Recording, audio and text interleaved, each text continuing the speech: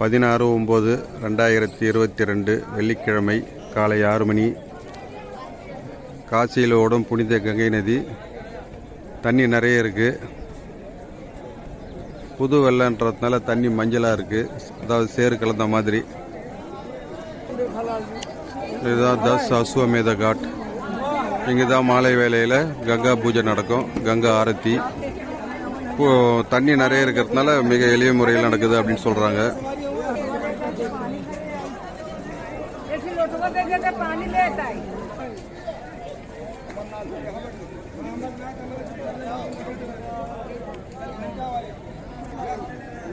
இங்கே மூதாதையர்களுக்கு பிண்டம் தர்ப்பணம் கொடுக்கறதுக்காக உட்காந்துருக்காங்க.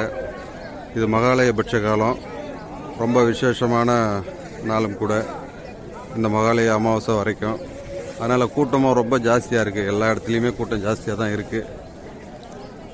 மழையும் அடிக்கடிக்கு வந்து விட்டு விட்டு பெய்யுது. இருந்தாலும் பெரிய பாதிப்பு ஒன்றும் இல்லை. இங்கேருந்து ஒரு 1/2 கிலோமீட்டர் இல்லை 3/4 கிலோமீட்டர் டிஸ்டன்ஸில் காசி விஸ்வநாதர், விசாலாட்சி, அன்னபூரணி ஆலயங்கள் இருக்கிறது.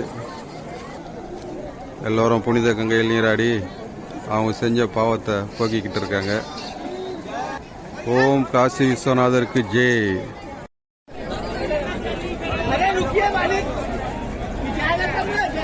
இப்போ கங்கா ஸ்நானம் செய்ய 2 போட்டில் போயிட்டு இருக்கோம். அப்படியே 64 படித்துறைகளையும் பார்த்துட்டு ஹனுமான் காட்டில் போய் ஸ்நானம் பண்ணிட்டு திருப்பி இங்கே தசாஸ்வமேத காட்டில் கொண்டாந்து ட்ராப் பண்ணிடுவாங்க.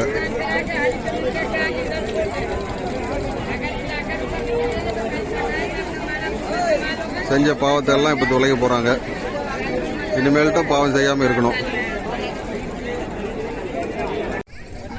ஆமா, காசியில் குளிச்சிட்டீங்க, பாவத்தை போக்கிட்டீங்க. இனிமேல்ட்டு எந்த பாவம் பண்ணக்கூடாது. பாவம் பண்ணீங்கன்னா திருப்பியும் காசிக்கு வரணும். அதனால குளிச்சாச்சு, பாவம் போயிடுச்சு, திருப்பியும் பாவம் பண்ணலாம் அப்படின்னு நினைக்க கூடாது. 36